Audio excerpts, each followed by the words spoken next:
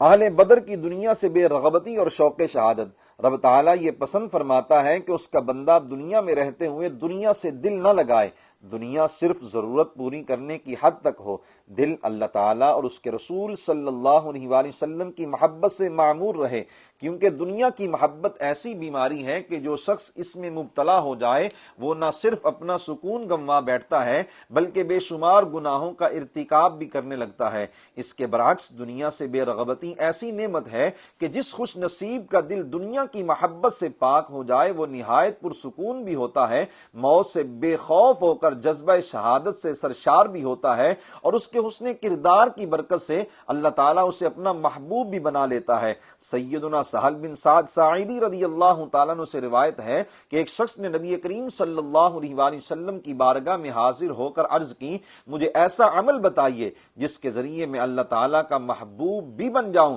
اور لوگ بھی مجھ سے محبت کریں۔ خاتم النبیین صلی اللہ علیہ وآلہ وسلم نے فرمایا، ازہد فی الدنیا یحبک اللہ وازہد فیما فی ایدی الناس یحبک الناس، دنیا سے بے رغبت ہو جاؤ، یعنی دنیا سے دل لگانے کے بجائے آخرت سنوارنے کی کوشش کرو تو اللہ تعالیٰ تجھے اپنا محبوب بنا لے گا، اور جو کچھ لوگوں کے پاس ہے اس کا لالچ نہ کرو تو لوگ تجھ سے محبت کرنے لگیں گے۔ صحابہ کا جذبہ، صحابہ کرام علیہم الرضوان ہر لمحہ اللہ تعالیٰ اور اس کے رسول صلی اللہ علیہ وآلہ وسلم کے حکم پر فوراً عمل کے لیے تیار رہتے، ان کے دل شوق شہادت سے معمور رہتے، وہ کسی بھی دنیاوی طاقت سے ہرگز نہیں ڈرتے تھے اور انہیں دنیاوی مفادات و ذاتی تعلقات کی قطعاً پرواہ نہیں تھی۔ ان تمام لائق تقلید خوبیوں میں اس بات کو بنیادی حیثیت حاصل تھی کہ ان کے دل دنیا کی محبت سے پاک تھے اور محبت خدا تعالیٰ و عشق مصطفیٰ کریم صلی اللہ علیہ وآلہ وسلم سے معمور تھے۔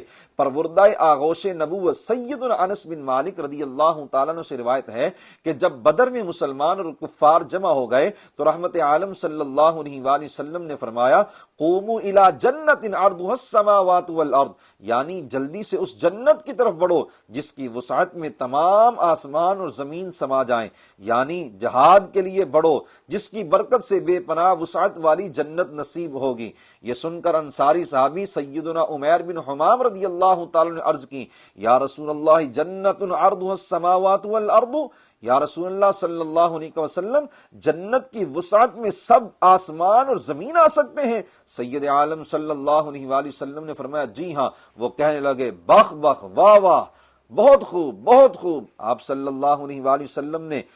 ان کے ایمانی جذبات ظاہر کرنے کے لیے پوچھا، ما یحملک علی قولک بخن بخن، یعنی تم نے یہ الفاظ کس لیے کہے ہیں؟ انہوں نے عرض کی، لا واللہ یا رسول اللہ الا رجاءت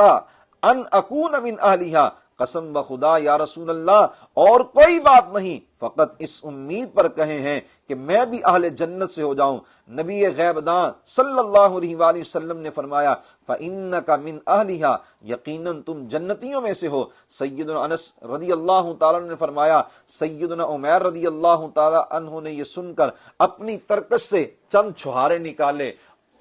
اور جہاد کے لیے قوت حاصل کرنے کی خاطر انہیں کھانے لگے۔ پھر شوق شہادت میں کہا، لئن انا حییت حتی آکل تمراتی ہذہ انہا لحیات طویلۃ، اللہ کی قسم اگر میں یہ چھہارے کھانے تک زندہ رہوں تو یہ بہت لمبی زندگی ہے، یعنی اگر یہ چھہارے کھاتا رہوں تو نبی کریم صلی اللہ تعالی علیہ وآلہ وسلم کے حکم پر عمل کرنے میں اور شہادت پانے میں کافی دیر ہو جائے گی، یہ بھی نہیں ہونی چاہیے۔ یہ کہہ کر انہوں نے وہ چھہارے پھینک دیے اور کفار سے لڑنے لگے، حتیٰ کہ اللہ تعالیٰ نے انہیں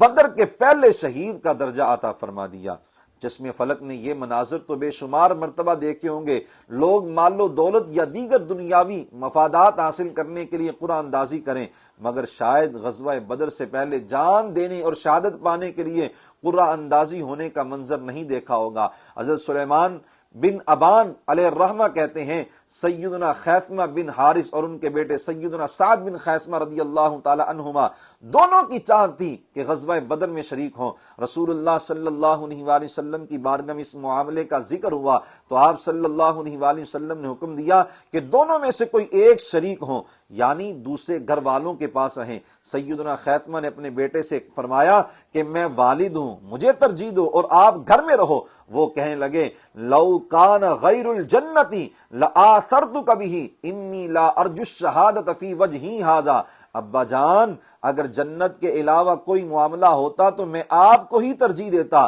میرے دل میں شہادت کی آرزو مچل رہی ہے، مجھے ہی جانے دیجئے۔ بالآخر یہ فیصلہ ہوا کہ قرعہ اندازی کی جائے، جس کے نام قرعہ نکلے وہ بدر میں جائے اور شہادت پائے۔ قرہ سیدنا سعد رضی اللہ تعالی عنہ کے نام نکلا، چنانچہ وہ بدر میں شریک ہوئے، جام شہادت نوش کیا۔ لطف یہ ہے کہ والد گرامی سیدنا خیثمہ رضی اللہ تعالی عنہ کا جذبہ شہادت بھی ٹھنڈا نہیں ہوا، نہ جانے انہوں نے کس بے چینی میں 1 سال گزارا۔ اگلے سال غزوہ احد انہوں نے اس میں شریک ہو کر شہادت پائی۔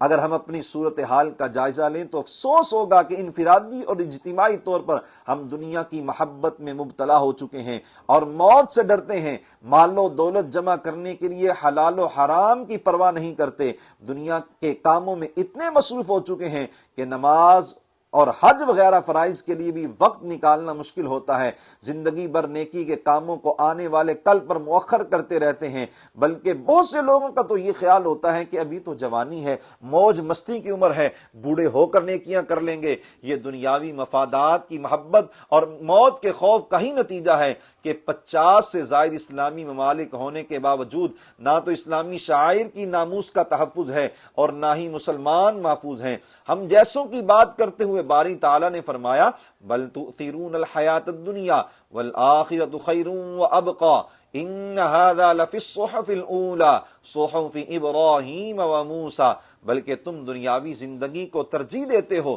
اور آخرت ہی بہتر اور ہمیشہ باقی رہنے والی ہے۔ بے شک یہ بات ضرور پہلے صحیفوں میں بھی مذکور ہے، ابراہیم اور موسیٰ کے صحیفوں میں۔